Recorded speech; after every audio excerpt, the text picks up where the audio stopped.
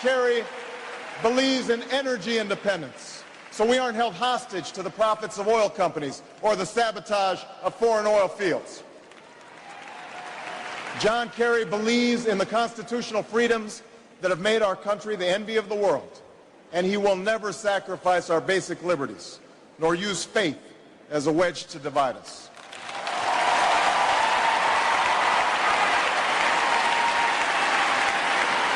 And John Kerry believes that in a dangerous world, war must be an option sometimes, but it should never be the first option. You know, a while back, I met a young man named Seamus in a VFW hall in East Moline, Illinois. He was a good-looking kid, 6'2", 6'3", clear-eyed with an easy smile.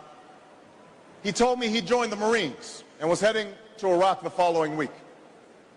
And as I listened to him explain why he'd enlisted, the absolute faith he had in our country and its leaders, his devotion to duty and service, I thought, this young man was all that any of us might ever hope for in a child.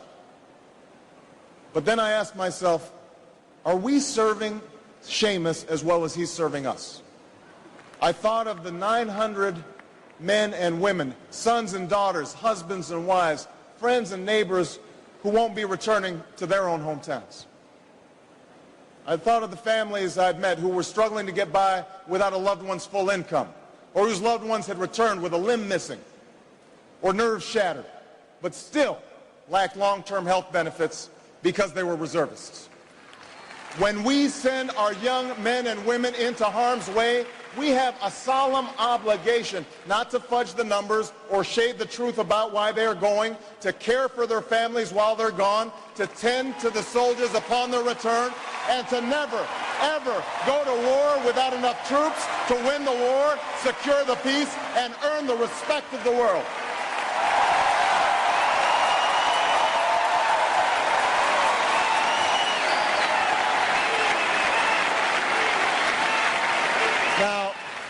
Now let me be clear. Let me be clear. We have real enemies in the world. These enemies must be found, they must be pursued, and they must be defeated. John Kerry knows this. And just as Lieutenant Kerry did not hesitate to risk his life to protect the men who served with him in Vietnam, President Kerry will not hesitate one moment to use our military might to keep America safe and secure. John Kerry believes in America, and he knows that it's not enough for just some of us to prosper. For alongside our famous individualism, there's another ingredient in the American saga, a belief that we're all connected as one people. If there's a child on the south side of Chicago who can't read, that matters to me even if it's not my child. If there's a senior citizen somewhere who can't pay for their prescription drugs and having to choose between medicine and the rent, that makes my life poorer even if it's not my grandparent. If there's an Arab American family being rounded up without benefit of an attorney or due process, that threatens my civil liberties.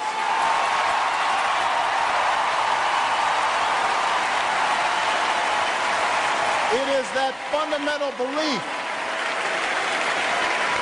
It is that fundamental belief, I am my brother's keeper, I am my sister's keeper, that makes this country work.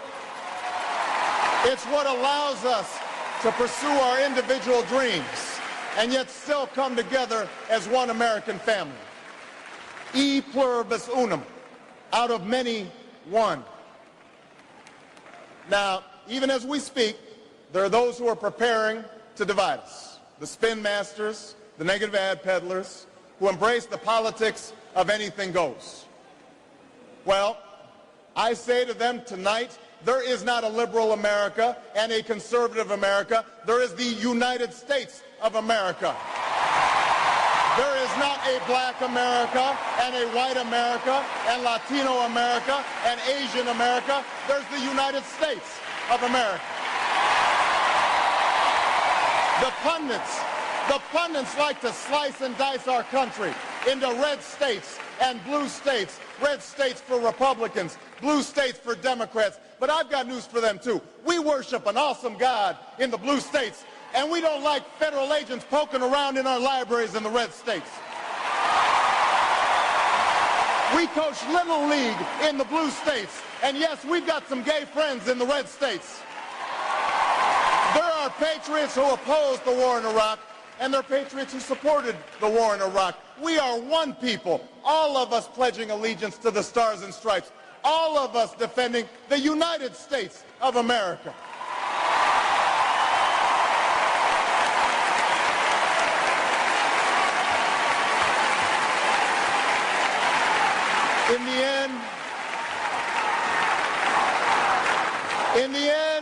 In the end, that's what this election is about.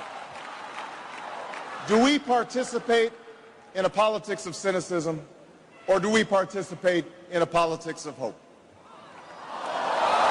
John Kerry calls on us to hope. John Edwards calls on us to hope. I'm not talking about blind optimism here, the almost willful ignorance that thinks unemployment will go away if we just don't think about it, or healthcare crisis will solve itself if we just ignore it. That's not what I'm talking about. I'm talking about something more substantial. It's the hope of slaves sitting around a fire singing freedom songs. The hope of immigrants setting out for distant shores. The hope of a young naval lieutenant bravely patrolling the Mekong Delta. The hope of a mill worker's son who dares to defy the odds. The hope of a skinny kid with a funny name who believes that America has a place for him too.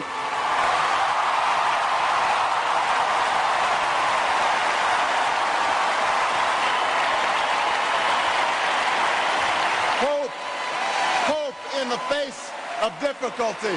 Hope in the face of uncertainty. The audacity of hope. In the end, that is God's greatest gift to us, the bedrock of this nation. A belief in things not seen. A belief that there are better days ahead. I believe that we can give our middle class relief and provide working families with a road to opportunity. I believe we can provide jobs to the jobless, homes to the homeless, and reclaim young people in cities across America from violence and despair. I believe that we have a righteous wind at our backs, and that as we stand on the crossroads of history, we can make the right choices and meet the challenges that face us. America, tonight, if you feel the same energy that I do, if you feel the same urgency that I do, if you feel the same passion that I do, if you feel the same hopefulness that I do, if we do what we must do, then I have no doubt that all across the country, from Florida to Oregon, from Washington to Maine, the people will rise up in November, and John Kerry will be sworn in as president, and John Edwards will be sworn in as vice president, and this country will reclaim its promise, and out of this long political darkness, a brighter day will come. Thank you very much, everybody. God bless you. Thank you.